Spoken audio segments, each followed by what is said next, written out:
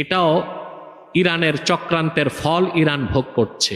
স্ক্রিনে দেওয়া যে ভিডিওটা দেখছেন, এই লোকটির নাম হইল আব্বাসী হুজুর।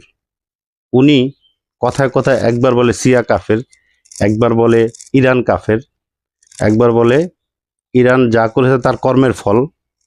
এই শিক্ষিত লোকটা কি করবেন ভাই, যদি তার বিবেকই অশিক্ষিত থাকে?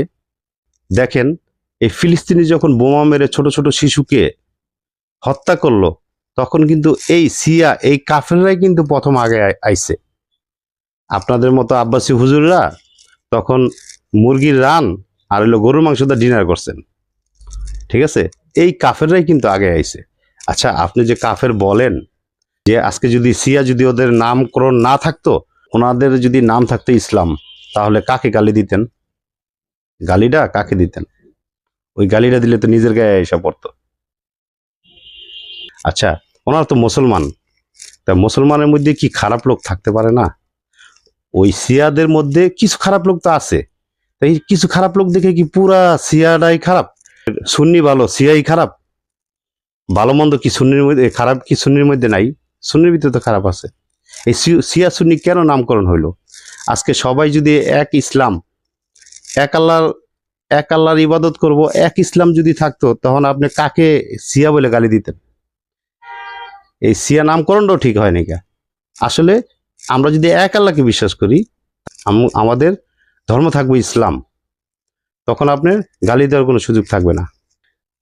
এই যে সিয়াকে যে আপনি গালি দিচ্ছেন, আপনি তো, এই যদি ওনারা যদি কাফের হয়ে না থাকে, তো আপনি নিজেও তো কাফের হয়ে যাবেন। দেখেন, এই কাফেররাই বাংলাদেশে তেলের জাহাজ ছাড়ছে, তাহলে ওনারা কেমনে কাফের হইলো? মুসলিম চিন্তা করছে, ওই দেশে আমাদের মুসলিম আছে, মুসলিমরা না খেয়ে থাকতে পারবে না, মুসলিমরা সমস্যায় থাকতে পারবে না। কি করতে হবে? তেলের জাহাজ ছেড়ে দিতে হবে। দেখেন, বাংলাদেশে তেলের জাহাজ ছেড়ে দিছে। আজকে আপনার গাড়িটা যে চালাইতেছেন, আপনার গাড়িও তো চালাইতে পারতেন না, ওদের দয়া চালাইতেছেন। ফাদারল্যান্ড, মাদারল্যান্ড, হেরা তো কেউ আগে আসলো না। তাহলে কেউ কাফের বলার আগে চিন্তা করবেন, বিবেকটারে কাজে খাটাইবেন। কাফের কারে বলতেছেন ভাই?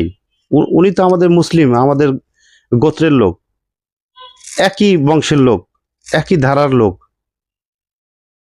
যাই হোক ভাই, ভিডিওটা ভালো লাগলে শেয়ার করে দিবেন, আর ভুল হইলে ক্ষমা করে দিবেন। আসসালামু আলাইকুম।